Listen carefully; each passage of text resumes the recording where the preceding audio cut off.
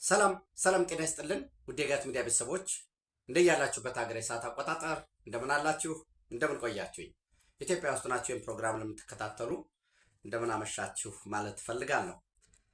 ጥቅምት 26 2018 በኢትዮጵያ ዘመን አቆጣጠር ኖቬምበር 5 2025 በግሪጎሪያን የዘመን አቆጣጠር የዕለተ ሮብ የጋት ዕለታዊ አጫጭር መረጃዎችን ከዚህ እንደሚከተለው ወደ እናንተ አደርሳለሁ። በጠዋት ፕሮግራማችን አጭር መረጃዎች ወደ እናንተ አድርሼ ነበር። በተለይ የፈረንሳይ አፍሪካ ወታደራዊ ጉባኤ በዛ ዙሪያ ላይ እንዲሁም የትግራይ ጊዜያዊ አስተዳደር ሽሬን ጨምሮ በተለያዩ የመጠለያ ጣቢያዎች የሚገኙ ከወልቃይት ጠገዴ ሰቲት ሁመራ ወይ ከምዕራብ ትግራይ የተፈናቀሉ ዜጎቻችንን እንደ መያዣ በመጠቀም እነሱ ሲመለሱ በእነሱ ላይ ታዝዬ የማልመለስ ከሆነ መዋቅሬን መልሼ ዳግም የማልተክል ከሆነ መመለስ አይችሉም ብሎ ለኦቻ መናገሩን በዛ ዝርዝር መረጃ ሰጥቻችሁ ነበር። አሁንም እንዳልኳችሁ ትራያንጉሌት ማድረግ የበለጠ መረጃውን ማጥራት ቢያስፈልግም የራሱን የትግራይ መከላከያ ኃይል ብሎ የሚጠራው ቡድን የትግራይ ዲፌንስ ፎርስ ብሎ ኮማንድ ፖስቱ ከህዋት ከራሱ ከትግራይ መከላከያ ኃይል በፕሪቶሪያ ስምምነት መሰረት ፍጹም የስተት ነው። መበተን፣ ትጥቁን ማስረከብ፣ ሰልጥኖ መመለስ፣ ወደ የቤቱ ስልጠና ወስዶ ወደ ማህበረሰቡ አቅም በፈቀደ መልኩ የመቋቋሚያ ገንዘብ ተቀብሎ ወደ ቀደመ ህይወቱ መመለስ ነበረበት። ነገር ግን እንደምታውቁት በዲዲአር የሄዱትንም እየመለሰ አዳዲስ እያሰለጠነ የትጥቅና ስንቅ ተተኳሽ ከሻቢያ እየተቀበለ የተወሰነውን በየቦታው ላሉ ጽንፈኞች በዋነኝነት በአማራ ክልል አዋሳኝ ላሉ ጽንፈኞች እየሰጠ ለቀጣይ ወረራ እየተዘጋጀ ነው። ይሄ እንግዲህ በቂ መረጃዎች አሉ። ከዛ ባለፈ አሁንም በተመሳሳይ የትግራይ ፒስ ፎርስ ወይም የትግራይ ሰላም ኃይል በሚል ሀራ መሬት ላይ በተደራጁት ላይ ጥቃት እንሰነዝራለን በሚል እየተዘጋጁ መሆኑን መረጃዎችን ጠቅሼ የበለጠ እነዚህ በተለይ ጥቃት ይፈጽማል የሚለው የበለጠ ማየት የበለጠ ማጥራት የሚያስፈልግ ቢሆንም መረጃ ወደ እናንተ አድርሼ ነበረ። የፈረንሳይ አፍሪካ ወታደራዊ ጉባኤ ህዳር 18 እና 19 ኦልሞስት ዛሬ 26 ነው። ከ22 ቀን በኋላ አዲስ አበባ ኢትዮጵያ ውስጥ ነው የሚካሄደው። በዚህ ውስጥ ከ15 በላይ የአፍሪካ ሀገራት ወታደራዊ አዛዦች፣ የወታደራዊ ተመራማሪዎች፣ የሚሊተሪ ኮምፕሌክሶች፣ የሚሊተሪ ኢንዱስትሪ ኮምፕሌክሶች፣ የወታደራዊ ትጥቅ ስንቅ አምራቾች የፈረንሳይም እንዲሁም በዚህ ከአፍሪካ ሀገራት አንጻርም የልምድ ልውውጥ የሚያደርጉበት በጋራ የሚመክሩበት ወታደራዊ ስምምነቶች የግዥ ስምምነት የስልጠና ስምምነት የሚፈጸምበት ነው። ከኢትዮጵያ አንጻር 2019 ስምምነትን ተከትሎ በውሎ ፕሮግራም ለማስቃኘት እንደሞከርኩት በዋነኝነት የኢትዮጵያን ባህር ኃይል ለመገንባት ፈረንሳይ ፍላጎት አላት። ፈረንሳይ ከመካከለኛው አፍሪካ እንደምታውቁት ከቡርኪና ፋሶ፣ ከማሊ፣ ከኒጀር፣ ከሴኔጋል ኢብን ከቻድ ከነዚህ አካባቢዎች እየተገፋ ሚሊተሪ ቤዝ ወታደራዊ ጣቢያዎቹ እየተነቀሉ ዋነኛ የአፍሪካ ማዘዣ ጣቢያን ጅቡቲ እያደረገ ያለበት ሁኔታ ነው ያለው። ግራውንድ ላይ መሬት ላይ ኃይል ከማስፈር ባለፈ የፈረንሳይን የወታደራዊ ኢንዱስትሪዎች በማጠናከር ለአፍሪካ ሀገራት የመሳሪያ ሽያጭ በማድረግ ኢኮኖሚያቸውን የመደጎም በቀጥታም በተዘዋዋሪም ብሔራዊ ጥቅማቸውን የማስከበር ፍላጎት እንዳላቸው እሱን ጠዋት ሃይላይት ለማድረግ ሞክሬያለሁኝ። የዛ አንድ አካል የሆነው አሁንም አፍሪካን ከ1.5 ቢሊዮን ህዝብ በላይ ያለውን የአፍሪካን አህጉር የሰጭና ተቀባይ ግንኙነት ብቻ ሳይሆን ወይንም አፍሪካ ማለት ሸቀጥ የምትደፋበት ስንዴ የምትሰጠው እንደ ሴኩሪቲውን እንደዚህ አድርግ ብለህ ፖሊሲ የምትቀርጽለት ወይም ፖሊሲ የምታሳየው ፖሊሲ አቅጣጫ የምታሳየው አለፍ ሲልም የፕራይመሪ ሮ ማቴሪያልስ የምንላቸው ኤክስትራክት የተደረገ ለምሳሌ ሚነራል ኦር የብረት ኦር ወይ ወርቁን ይህንን እየወሰድክ ጥሬ ዕቃ ብቻ ኤክስፖርት የሚያደርግ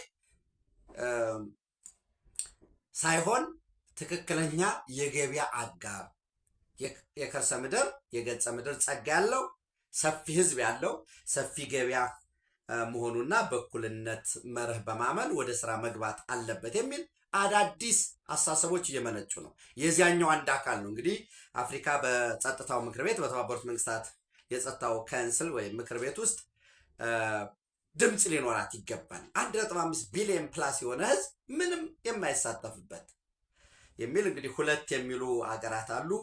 ሁለት የሚሆን ከሆነ የዩናይትድ ኔሽንስ ሴኩሪቲ ካውንስል እንግዲህ ሊሆን የሚችለው አንደኛው አፍሪካ ህብረት ይወስድና ሌሎች በዙር የቀጠናዊ ለምሳሌ የሆነ ጊዜ ሳድክ፣ የሆነ ጊዜ ኢጋድ፣ የሆነ ጊዜ ማግረብ፣ የሆነ ጊዜ ኤኳስ ይወስድና እና ወይንስ እንዴት ነው የሚሆነው የሚለውንም እናየሆናል። ዞሮ ዞሮ ግን የኢትዮጵያ እና የኢሮፒያን ዩኒየን ስብሰባ ምንድን ነው አጠቃላይ የንግድ ፎረም አሁን ያልኳቸው አካል በጋራ ምን ፖቴንሻል አለ ኢትዮጵያ ውስጥ የአውሮፓ ህብረት አባል አገራት የሆኑ ፈረንሳይ፣ ቤልጅየም፣ ጀርመን ዋቴቨር እነዚህ የኢዩ ሜምበርስ ኢትዮጵያ ውስጥ አፍሪካ ውስጥ በዋነኝነትም ኢትዮጵያ ውስጥ በቀጣይ አፕሪል ላይ ደግሞ ኬንያ ይካሄዳል።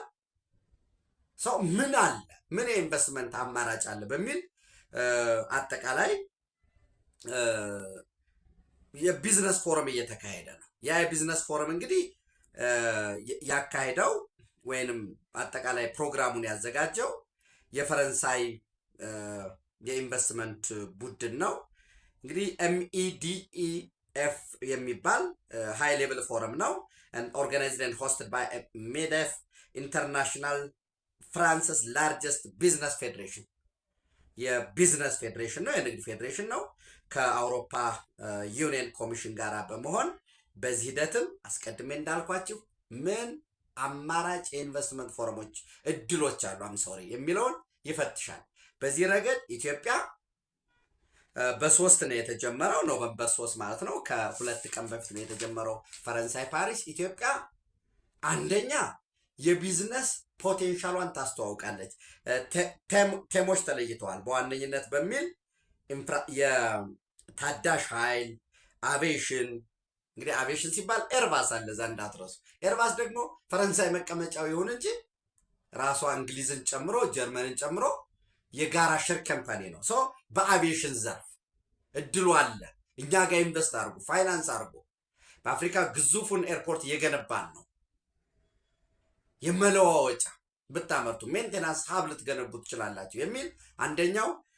ኢቭን ፈርምም ትራንስፖርት ፈርምም ማቋቋም ትችላላችሁ የሚል አንደኛ እሱ የተለየ ቴማቲክ ኤሪያ ነው። ሁለተኛው ታዳሽ ኃይል ሪኒዌብል ኢነርጂ ግድቦች ብትገነቡ ኢትዮጵያ ውስጥ ኃይሉን የኢትዮጵያ ኤሌክትሪክ ዩቲሊቲ አሁን ወደ ምመጣበት እሱ ሊገዛችሁ ይችላል የሚል ነው። ሌላው ትራንስፖርት በዛ ትራንስፖርት ውስጥ የመንገድ ግንባታ የባህር ትራንስፖርትን ጨምሮ ኢንፍራስትራክቸር፣ ሎጂስቲክስ፣ ዲጂታል፣ ኤአይ እና ቴሌኮሙኒኬሽን እነኚህ የሆም ግሮውን ኢኮኖሚክ ሪፎርሙን የሀገር በቀል ኢኮኖሚ ማሻሻያ ፋይናንሻል ሊበራላይዜሽን አለ። ገቢያችንን ኦፕን አፕ እየተከፈተ ነው። ኑ ስሩ። ይሄ መልካም እድል ነው። የኢትዮጵያ ደግሞ ኢስቱ ቢዝነስ ዱዊንግን መነገድን፣ መስራትን፣ መሸጥን፣ መግዛትን፣ መለወጥን ለማሻሻል የፖሊሲ ማሻሻያዎች እያደረግን ነው የሚል የቀረባለ። በነገራችን ላይ በዚህ ረገድ ኢኩዊቲ ባንክ ወደ ኢትዮጵያ የፋይናንስ ገበያ ለመግባት 49% ድርሻ ገዝቶ ዝግጅቱን እያጠናቀቀ መሆኑን እየገለጸ ነው ያለው። ኢኩዊቲ ባንክ እንግዲህ ኬንያ ውስጥ ካሉ ግዙፍ ባንኮች ቀዳሚ የሚባለው ነው። የዚህ የኢትዮጵያ ኢዩ ቢዝነስ ፎረም አንድ አካል የሆነ የኢትዮጵያ ኤሌክትሪክ አገልግሎት ከፈረንሳይ ኤሌክትሪሲቲ ዲ ፍራንስ ጋር ውል ተዋውሏል። ውሉ በ3 ልናየው እንችላለን። የመጀመሪያው የመካከለኛ ኃይል አስተላላፊ መስመር ለመዘርጋት። የኃይል ማስተላለፉ ከየት ነው የሚዘረጋው? ከጎዴ ወደ የት ነው የሚዘረጋው? ወይንስ ያው መካከለኛ የሚሆነው እሱ ስለሚሆን ማለት ነው።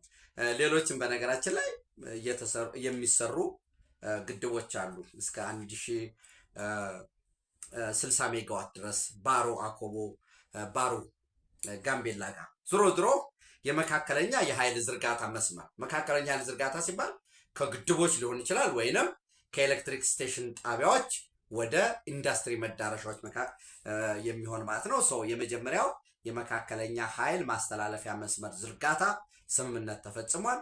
ሁለተኛው ደግሞ የእውቀት ሽግግር በስልጠና በአቅም ግንባታ በተለይ እኛ ሀገር እንደምታውቁት ሁልጊዜ ከኢትዮጵያ ኤሌክትሪክ አገልግሎት የተሰጠ ማሳሰቢያ ይባልና በዚህ ቀን በዚህ ዲስትሪክት ያላችሁ እነዚህ ከተሞች ለጥገና አገልግሎት ሲባል መብራት ከጠዋቱ ከዚህ ሰዓት እስከ ሰዓት የሚጠፋ መሆኑን እንገልጻለን የሚል ሁልጊዜ ማስታወቂያ ይሰጣል። ይሄ በሌሎች ሀገራት በተለይ በሰለጠነው አውሮፓ እንዲህ አይነት አሰራር የለም። የሌለው መስመሮች አልወድቅ ብለው ወይ ጥገና አልደረግ ብሎ አይደለም፣ ያ ይካሄዳል። ነገር ግን ላይቭ ላይን ሜንቴናንስ ይባላል። ኃይል እየተላለፈ ነው። እኛ ሀገር ጠፍቶ ነው አይደለ? ጠፍቶ መጥፋቱ ተረጋግጦ ነው ጥገና የሚደረገው። ነገር ግን በቴክኖሎጂ ለሰራተኞች በሚቀርብ የስራ መሳሪያ ኃይል እንዳይዛቸው በቴክኖሎጂ ሽግግሩ በእነዚህ መሰረት ላይቭ ላይን ሜንቴናንስ ኤሌክትሪክ ሳይጠፋ ወይንም ይጠፋል ተብሎ ሳይነገር እየሰራ ማለት ነው። ጥገና እየተካሄደ ነው። አት ዘ ሴም ታይም ኃይል እየተላለፈ ላይቭ ላይን ሜንቴናንስ እነዚህ ናቸው። ሌላው ደግሞ በተመሳሳይ የፋይናንስ አቅርቦት የኢትዮጵያ ኤሌክትሪክ ዩቲሊቲን ለማሻሻል አገልግሎት አሰጣጡን፣ ተቋማዊ ዝግጁነቱን፣ አቅምና አቋሙን ለመገንባት የፋይናንስ ማፈላለግ ስርዓት በዛ ስምምነት ላይ ደርሰዋል ማለት ነው። እንግዲህ የሁለቱም ተቋማት ኃላፊዎች የፊርማ ስምምነቱን ፈርመዋል። ሌላው በተመሳሳይ እንግዲህ እኛ ጋር ኤልሲዲ ኬብል የሚባል የምታውቁ ይመስለኛል። የግብፅ አንድ አካል የነበረበት ያን ያህል አሁን ፈንክሽናል ነው የሚል እምነት የለኝም። ኦፍኮርስ የቻይና ብዙ ካምፓኒዎች ኤሌክትሪክ ገመድ የሚያመርቱ አሉ፣ አምፖሎች የሚያመርቱ አሉ፣ ፍሎረሰንስ። ነገር ግን በምስራቅ አፍሪካ አስመጪ የሆነ ከተለያዩ የኤዥያ ከአውሮፓ ኢቭን ከአሜሪካም የኤሌክትሪክ ግብዓቶችን የሚያስመጣ በራሱም የሚያመርት የኬንያ ካምፓኒ አለ። ይሄ ታማስ ኤሌክትሪክ ሊሚትድ የሚባለው እሱ የታማስ ኤሌክትሪክ ሊሚትድ ከኢትዮጵያ ኤሌክትሪክ ዩቲሊቲ ጋር በጋራ በመተባበር ኢትዮጵያ ውስጥ በሚገኙ ኢንዱስትሪ ዞኖች ውስጥ ገብቶ ለኤሌክትሪክ አገልግሎት የሚውሉ አምፖሎችን የሚያመርትበት እነዚህ አምፖሎች ደግሞ ከኢትዮጵያ ኤሌክትሪክ አገልግሎት ጋር በመሆን በቀጥታ ለተቋሙ እንዲሁም ለሌሎች ደግሞ ለገበያ ለሌሎች ሀገራት ገበያ በሚቀርብበት ዙሪያ ስምምነት ላይ ለመድረስ መነጋገሮች እና የመጨረሻ ጫፍ ላይ መደረሱን የተገለጸው። እነኚህ እንግዲህ ኦፕን አፖች የገበያ ትስስር የኢኮኖሚ እድገቱን ለማሳደግ የሚደረገው አንድ ጥረት አካል ናቸው ብለን እንወስድ እንችላለን። በሁለተኛ ይህ እንግዲህ አጠቃላይ የኢትዮጵያ አውሮፓ ህብረት የቢዝነስ ፎረም አንድ አካል ብለን እንወስደው እንችላለን። የኢትዮጵያ ኤሌክትሪክ ዩቲሊቲን እንዲሁም አስቀድሜ ያልኳቸውን የታምስ ኤሌክትሪክ ሊሚትድን። ሁለተኛው እንግዲህ የሶማሊያ መንግስት የሶማሊያ ፌዴራል መንግስት ማለት ነው የሐሰን ሼክ መሐመድ የሚመሩት የሞቃዲሾ መንግስት ኢቪዛ አዘጋጅቷል። ኤሌክትሮኒክ ቪዛ ማለት ነው። ምን ማለት ነው? እያንዳንዱ ወደ ሶማሊያ የሚሄድ ሶማሊያ ማለት ጀስት ይሄ ሌጋል የሆነው ሶቨሪን የሚባለው ራሷን ሶማሌላንድን እውቅና ስላላገኘ ሶማሌላንድን የሚይዘው ፑንትላንድን፣ ጁባላንድ፣ ሳውዝ ዌስት ሶማሊያ፣ የሂር ሸበሌን ጨምሮ አሁን ደግሞ አዲስ ከሶል ሰነካይንን በመውሰድ ነርዝ ዌስት ሶማሊያ በሚል የተዘጋጀው እነዚህም በሙሉ ወይንም በሶማሊያ ፌዴራል መንግስት የአየር ክልል የሚደረግ የአየር ትራንስፖርት ወደ ሶማሊያ የሚደረግ ማለት ነው። በረራ ማንኛውም በረራ የሚበሩ ዜጎች ከሶማሊያ ኢሚግሬሽን አገልግሎት ኤሌክትሮኒክ ቪዛ ማግኘት አለባቸው የሚል አስገዳጅ አወጣ። ሰው ከዚህ በፊት ለባለፉት 30 ኦልሞስት 30 ባይሆን ወደ 27 ዓመት ወደ ሀርጌሳ እና ሌሎች ወደ 4 የአውሮፕላን ጣቢያዎች የሚደረጉ ዛው ሶማሌላንድ ውስጥ ምንም አይነት ያው ቪዛ የሚሰጥ ዛው ነው። ይሄ ሲደረግ ምንድነው ያለው የሶማሊያ ፌደራል መንግስት ይህንን ሳታደርጉ ዜጎችን የምትበሩ ከሆነ ያው መረጃ መስጠት የግድ ነው። ለምሳሌ የኢትዮጵያ አየር መንገድ ከሆነ የሚበራው ወደ ሶማሊያ ሲበር ምን ይላል? የምበራው 80 ሰዎችን ይዤ ነው በዚህ ቀን 80 ሰዎች የሚበሩት ደግሞ እነዚህ የዚህ ሀገር ዜጎች ናቸው ብሎ ይልካል። ዳታ በሚልክበት ጊዜ የሶማሊያ ኢሚግሬሽን ያያል። ኦኬ እነዚህ በሙሉ ኤሌክትሮኒክ ቪዛ ኢቪዛ ስላልሰጧቸው እንዳይበሩ ብሎ ሪጀክት ያደርጋል ማለት ነው። በዚህ ምክንያት የሶማሌላንድ ወይም ሀርጌሳ በጣም ከፍተኛ ችግር ገጠመ። ይህንን ምክንያቱም ሶማሌላንድ ደግሞ ያንን ቪዛ የሶማሊያ ፌዴራልን ቪዛ ይዘህ ብትሄድ እንደወረድክ ለምሳሌ ሀርጌሳ እንደወረድክ ቪዛ እንደገና ውሰድ ትባላለህ $60 ማለት ነው። ምክንያቱም ሀርጌሳ ምን ብሏል? እኛ የምንጠቀመው ኤሌክትሪክ ቪዛ ሳይሆን ቪዛ ኦን አራይቫል ስለምንጠቀም የሚል ክልከላን ያወጡ። ያንን እንግዲህ ፋንክሽናል መሆን ባለመቻሉ ወደ ሶማሌላንድ የሚበራው የኢትዮጵያ ኤርላይንስ እንዲሁም ፍላይ ዱባይ የሶማሊያ ፌዴራል መንግስትን ኤሌክትሮኒክ ቪዛ መቀበል ማለት መተግበር አልቻሉም። እንዲያውም አንዳንድ የሶማሊያ ፖለቲከኞች በኢትዮጵያ አየር መንገድ ላይ ማዕቀብ እንጣል፣ እንዳይበር እንከልክል ወዘተረፈ ሲሉ ነበር። ዘን ፍላይ ዱባይ ተቀላቀለ። ሌሎችም ወደዛ የሚበሩ እሱን አድርጓል። በተመሳሳይ በዛሬው ዕለት መቀመጫውን ጋርዌ ያደረገው የፑንትላንድ እንግዲህ ቦሳሶ ጨምሮ ቦሳሶ ኤርፖርትን ጨምሮ በተለይ የቦሳሶ ኤርፖርት ከሱዳን ጦርነት ጋር አብሮ ተያይዞ በተለያዩ ሚዲያዎች ይነሳሉ። ዘን ፑንትላንድም ላውንጅ ኦን ቪዛ ሲስተም የራሳችንን የቪዛ ስርዓት ዘርግተናል እና ስሙን ምንድን ነው ያሉት? ቪዞ ምንድን ነው ስሙ? ቪዞ VISO የሚባል ነው። ኢንዲፔንደንትሊ የፑንትላንድ ኢሚግሬሽን የሚያስተዳድረው ነው። ስለዚህ ይህንን ቪዞ ኦን አራይቫል ነው እንደ ሶማሊላንድ ሲደርስ አንድ ሰው ከየትም መብረር ይችላል። እንደደረሰ $60 ይከፍልና ቪዛ ይመታለታል የሚል ያቀረቡት ነገር አለ። እንግዲህ ይሄ አጠቃላይ የሶማሊያን ፖለቲካ ውጥረት በተለይ በፌዴራል መንግስቶችና በክልላዊ መንግስታት መካከል ያለውን ውጥረት እያሰፋ እንዳይሄድ በቀጣይ የሚጠበቀው ምርጫስ ምን ይመስላል የሚለውን የምናየው ነው የሚሆነው። ከኢትዮጵያ አንጻር የራሳችን ኢንተረስት ስላለን እነዚህ ሊፈጥሩ የሚችሉት ምን አይነት የፖለቲካ መሰሳብ ሊኖር ይችላል የሚለውን በደንብ ማየት ያስፈልጋል። ኦልሞስት ከ34 ዓመት በኋላ የሶማሊያ ፌዴራል መንግስት በ2 አውሮፕላን በረራ ጀምራለሁ እያለ ነው። እንዲያውም አንዳንዶቹ እየቀለዱም ሊሆን ይችላል። በረራው ከሞቃዲሾ ወደ አስመራ ቀጥታ በረራ ይጀመር እያሉ ነው። አስመራ ምንም አይነት አውሮፕላን የላትም። ያው የሆነ ጊዜ 2 አውሮፕላን ነበረ። አሁን በቻርተርድ ነው የሚጠቀሙት። ኢሳያስ አፈወርቂ ከዱባይ ቀደም ብሎ ከዱባይ አሁን በቅርቡ ደግሞ ከሳውዲ አረቢያ ከጅዳ ከሪያድ እየመጣለት ሰው የዚህ የክራይ የምታወጣው የሚቅር ተብሎ አሁን ደግሞ የኢጅፕት ኤር ይዞት የመጣው ሁኔታ አለ። ሕክምና ላይ ነው ያለው። ስቲል እንደሚመለስ ነው የመረጃ ምንጮች እያሳዩ ያሉት። አይ ቲንክ ዲቴሉ ከዚህ በላይ አስፈላጊ አይመስለኝም። ሌላው ከኢትዮጵያ አንጻር ብስራት ወይንም አዲሱ የዓለም ዲስኮርስ ወዴት እየሄደ ነው የሚለውን በጣም በደንብ አድርጋችሁ እናንተም የበለጠ እንድታነቡ የበለጠ ዓለም ወዴት እየሄደ ነው፣ እኛስ እንደ ኢትዮጵያዊ ብሔራዊ ጥቅማችን እንዴት ነው ልናስጠብቅ የምንችለው? ብሔራዊ ጥቅም ማለት አንደኛ በአንድ ትውልድ የሚሳካ አይደለም። ብሔራዊ ጥቅም ሲባል የቀጣይ ትውልዶችን ርብርብ የሚጠይቅ ነው። ብሔራዊ ጥቅም ደግሞ ልክ ጡብ እንደመደርደር ውሰዱት፣ አያልቅም። ቋሚ ዘላለማዊ ነው ብሔራዊ ጥቅም ማለት። ምናልባት ሊቀየር ይችላል።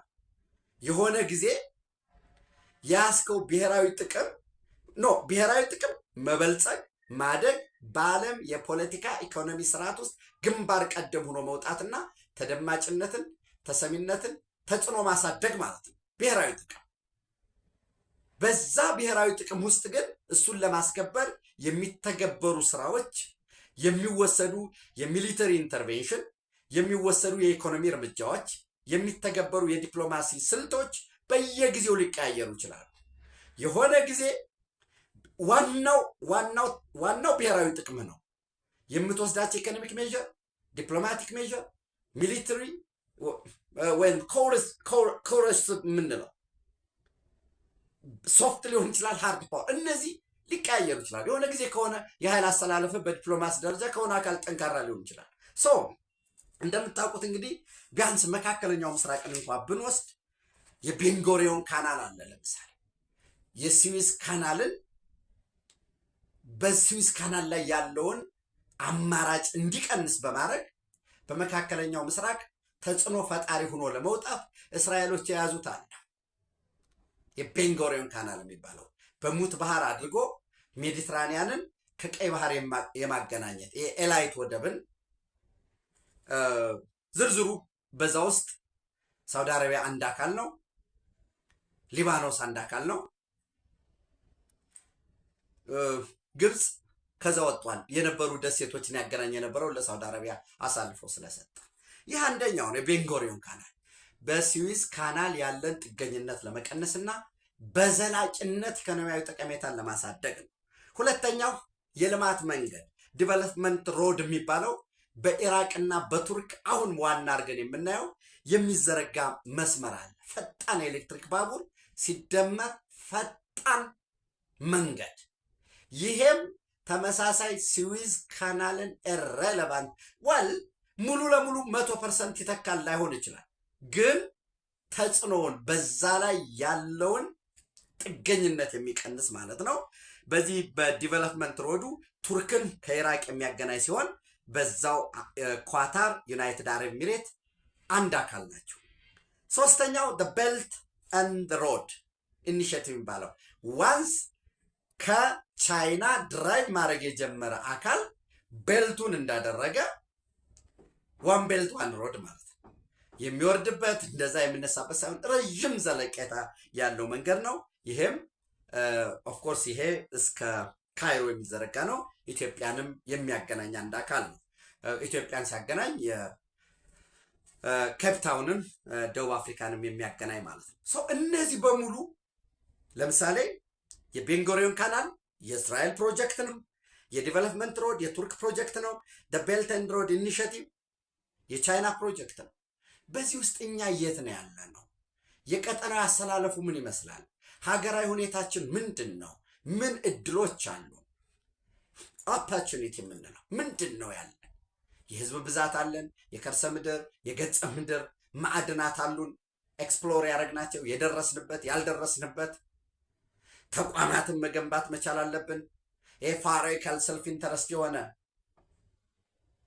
እኔ ካልበላውት ምን አገባኝ የሚል እኔ ዛሬ ከሞትኩኝ ሰርዶ አይብቀል የሚል እንስሳዋ እንዳለችው የሳይኒክ የሆነ ጨለምተኛ መሆን፣ ተስፋ ከመቁረጥ፣ የዕለት ከማግበስበስ ከዛ ወጥተን እንዴት ብናደርግ ነው ዘላቂ የኢትዮጵያ ብሔራዊ ጥቅምን የምናሳካው የሚለው የትውልድ ጥያቄ። የአሁኑ ትውልድ ምንድን ነው ብለን መውሰድ መቻል አለብን። ልክ ብሔራዊ ጥቅም የየትውልዶች እያንዳንዱ ትውልድ ጡብ የሚያስቀምጥበት ነው። አንዱ ትውልድ በሆነ ስህተት ሸርፎ ወይ ጡቡን ሳያስቀምጥ ይቀራል፣ ወይንም ከተደረደሩ ጡቦች አንዱን ይነቅላል፣ ሁለቱንም ይነቅል። ያኔ መተላለፍ ይኖራል። በቱርክና በኢራቅ መካከል የጋራ የውሃ መሰረተ ልማት ስምምነት ተፈርሟል ለ10 ዓመት። እንግዲህ ከቱርክ የኤፍራተስና ጤግሮስ የሚባሉ ሁለት ወንዞች በጋራ ሶሪያን እየነኩ ወንዞቹ ማለት ነው ሶሪያን ይነኩና ወደ ኦፍኮርስ ኢራንንም ያገኛሉ። እነዚህ ወደ እንትን ይፈሳሉ፣ ወደ ኢራቅ ይፈሳሉ። ነገር ግን የከማል አታቱርክ የቱርክ ፋውንዲንግ ፋዘር በሰራው አሁን እንግዲህ እዛ ጋር ነው የሚመጣው። ያኔ ፕሮጀክት አስጠና በሁለቱ ወንዞች ላይ 22 ግዙፍ ኢቭን አንዱ የመጨረሻው አንዱ ሶሪያ ድንበር ላይ 20 ኪሎ ሜትር ሲቀረው ልክ እንደ ኢትዮጵያ ህዳሴ ግድብ ሱዳን ድንበር ቅርብ እንደሆነ ግዙፍ የሆነ ኦፍኮርስ አቅሙ ወደ 1000 ሜጋዋት አካባቢ ሆነ። ሌሎች ደግሞ ቱርክን የመጀመሪያ በምግብ ራሷን እንድትችል የፉድ ሶቨርኒቲ ላይ ያልደረሱ ግን ፉድ ሴኩሪቲ ስንዴ ኤክስፖርት ያደርጋል።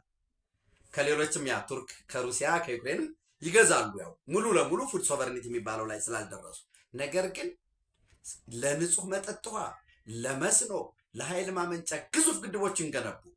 በዛ ወቅት ቱርኮች ከታችኛው ከመካከለኛው ምስራቅ በተለይም ከኢራቅ፣ ከሶሪያ፣ ከእስራኤል ሊደርስባቸው የሚችለውን ጥቃት በመፍራት ሄደው እሺ ብለው አጎንብሰው የኢሮፒያን ዩኒየን የኔቶ አባል ሊሆኑት ወደፊት ምናልባት እድሜ ከሰጠን ከ30 ከ40 ዓመት በኋላ ራሳቸውን ሰልፍ ሪሊየንስ ሲደርሱ ከኔቶም ሊወጡ ይችላሉ። አብረን የምናየው ነው የሚሆነው።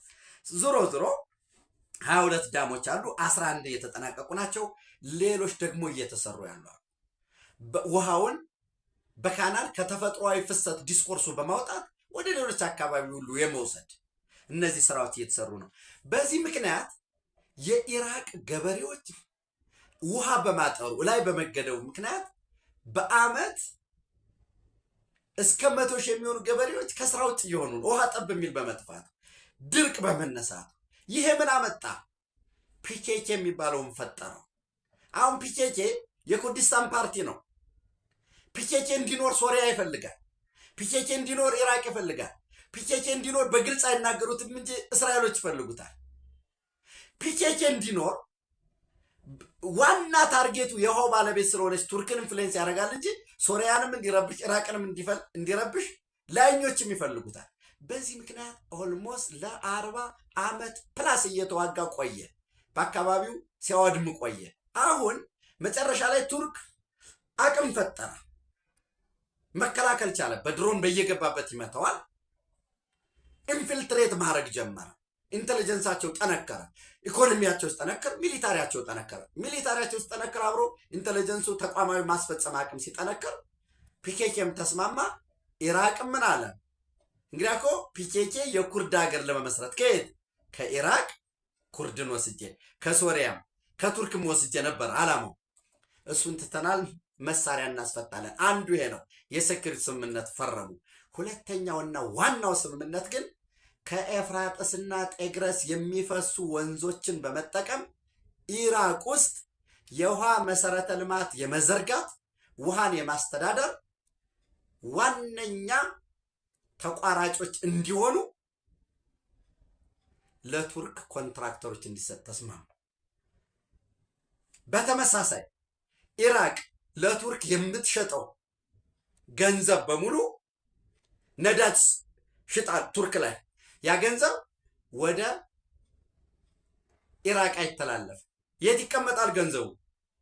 ቱርክ ባንኮች ላይ ይቀመጣል። ለምሳሌ $1 ቢሊዮን ነዳጅ ብትሸጥ ኢራቅ ቱርክ ባንኮች ላይ ይቀመጥና የውሃ መሰረተ ልማት፣ የመስኖ፣ የንጹህ መጠጥ ውሃ፣ የኤሌክትሪክም ጀነሬት ይደረግ ከተባለ ስለዚህ አጠቃላይ በየአመቱ ይህ ስምምነት ለ10 ዓመት ነው። ልክ 10 ዓመት በኋላ ደግሞ ሪቫይዝ ይደረጋል። ምን ማለት ነው? መስኖ ለመገንባት የንጹህ መጠጥ ውሃ፣ ስዌሬጅ፣ ዋቴቨር ውሃው የሚመጣ የውሃው ባለቤት ቱርክ ነች። ስለዚህ $1 ቢሊዮን በአመት ብትሸጥ ወይ 5 ቢሊዮን ብትሸጥ ያ ገንዘብ ምን ይሆናል? ጨረታ ይወጣል። ጨረታ በዋነኝ ቱርኮች ናቸው የሚሰሩት። ግድብ ሰራዋት ይበል። ስለዚህ ገንዘቡ ለቱርክ ድርጅቶች ከየት ይከፈላል? ከዛ ነዳጅ ተቀንሶ ልዩነት ካለስ ለቀጣይ እየዋለ ሄዳል። ምን ማለት ነው ሲጠቃለል? ነዳጅን ውሃን በነዳጅ መሸጥ፣ ውዱን የማይገኘውን ውሃን በነዳጅ መለወጥ። ይሄ እጅግ እጅግ የሚበረታታ ዓለም አቀፍ ተሞክሮ ነው። ይህን ደግሞ ለየት የሚያደርገው የአሜሪካ ልዩ ልዑክ ዩኤስ ስፔሻል ኢንቮይ ቱ ኢራቅ ማርክ ሳቬይ እጅግ የሚበረታታና የሚደገፍ ነው። ይህንን ስምምነት አሜሪካ ትደግፈዋለች። ለሁለቱም ሀገራት ለኢራቅና ለቱርክ ህዝቦች የጋራ ብልጽግና አሜሪካ ከጎን ትቆማለች የሚል ስምምነት ወጣ። እናመሰግናለን ነው። ግብፅ የሚፈራው ሌላ አይደለም። ዋተር ሴኪሪቲ ፈርሙልኝ የሚል በነፃ እንዲሆን ነው። ዋተር ሴኪሪቲ ፈርምልኝ ሲልህ እፈርማለሁ አልፈርምም ሌላ ጉዳይ ሆኖ ሬድሲን እንደ መደራደሪያ ታቀርባለህ፣ ቁጭ ታደርጋለህ። ወደ ዋተር ሴኪሪቲ ስንሄድ ሬድሲ ላይ ኢትዮጵያ የቀይ ባህር ሲ አክሰስ ይገባታል ብለህ ፈርም እንለዋለን።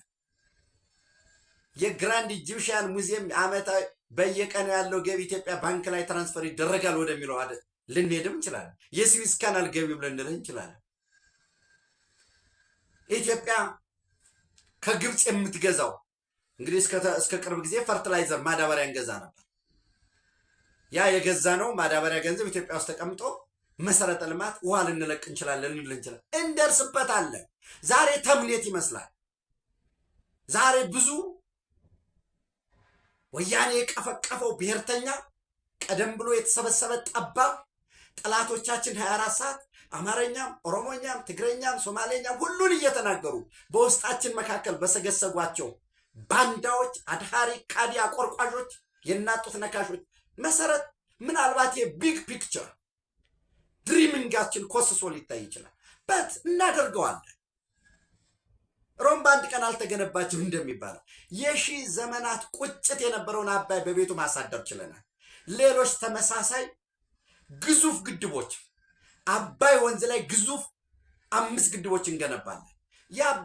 አባይ ደግሞ ያለገባሮቹ ወንዝ አይደለም። እሱን ማድረግ ብንችል እንችላለን፣ ደግሞ ብንችል ብቻም ሳይሆን። ስለዚህ አደራዳሪው አሜሪካ ነው። አደራዳሪ ሆኖ የሚመጣ ማርክ ሰቬይ ዩኤስ ስፔሻል ኢንቮይ ቱ ኢራቅ ዘ ዩኤስ ሪአፍርምስ ኢትስ ስትሮንግ ኮሚትመንት ቱ ሳፖርቲንግ ኢራቅ ኤንድ ኢትስ ፒፕል ኢን ዜር ፐርሱት ኦፍ ግሬተር ስታቢሊቲ ፕሮስፐሪቲ ኤንድ ሰስተናብል ኢንቫይሮንመንት እያለ ይቀጥላል። ይህንን አያይዘን እኛ የሬድሲ አክሰስ ትፍቀድልን። ለዛ ነው ኤርትራ የማታድነውን አሰብን አስቀራለሁ ብላ ራሷንም እንዳታጣም እንለው። ለዛ ነው ቀጠናዊ ሁኔታ የጂኦፖለቲካል ዳይናሚዝሙ ዓለም እየፈጠረ ያለው ከዩኒፖላር ወደ አትሊስት መልቲፖላር ባንለው ወደ ባይፖላር እያደገ ነው። ብሪክስ ቀላል አይደለም። ልውውጦች አሉ። ከአንድ ሄጅሞኒ አሜሪካ ኢዩን የአውሮፓ ህብረትን አሰልፋ አዛዥ ናዛዥ ከነበረችበት ሁኔታ እየተቀየረ እየተለወጠ ነው ያለው ሰው። በዚህ መሰረት ይህን ስምምነቱን የፈረሙት የቱርክ የውጭ ጉዳይ ሚኒስትር እና በተመሳሳይ የሶሪያ የውጭ ጉዳይ ሚኒስትር ናቸው። የኢራቅ የውጭ ጉዳይ ሚኒስትር ፉአድ ሁሴን እና የቱርኩ የውጭ ጉዳይ ሚኒስትር ሀካን ፊዳን ናቸው። ቱ ጆይንትሊ ማኔጅ ዋተር ሪሶርስ ኤንድ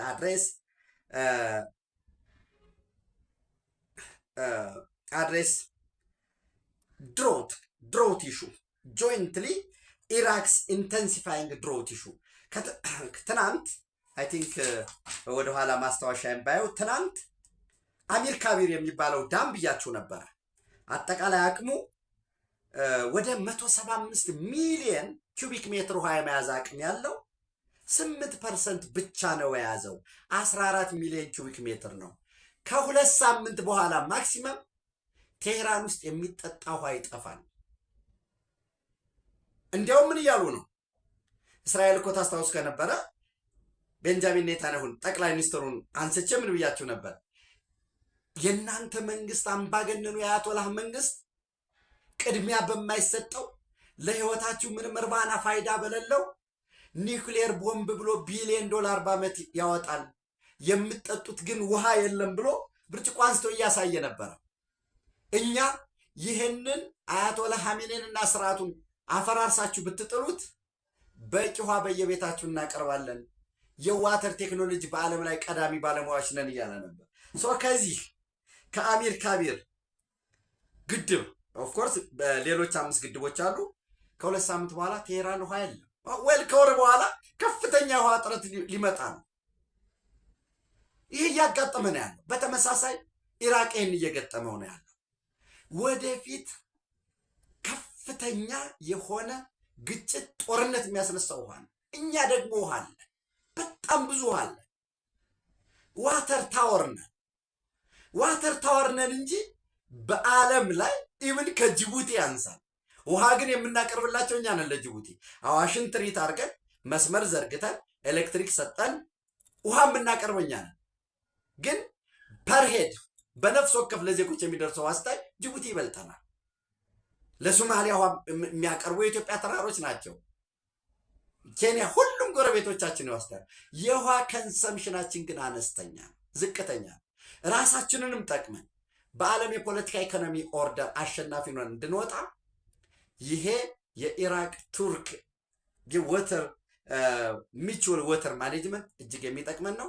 ነዳጅ ውሃ በነዳጅ እየተለወጠ እኛስ ከግብፅ ጋር እንዴት ነው የምንደራደረው? የኤፍራጥስና ጤግረስ እንደምታውቁት እንግዲህ የዓለም የመጀመሪያው ትልቅ ስልጣኔ የሚባለው የነ ባቢሎን የሚባለው ትሪስማን ኢን ባቢሎን የሚል አንድ መጽሐፍ አለ። በነገራችን ላይ ብታነቡት ደስ ይለኛል። ለብዙ ሰዎች እመክራለሁኝ። እና ይሄ ከፍተኛ የዓለም ስልጣኔ የተመሰረተበት ኤሪያ ነው። አብራችሁ ስላላችሁ አብራችሁንም ትሆኑ እጅግ እጅግ አድርጌ አመሰግናለሁ። ቴንኪዩ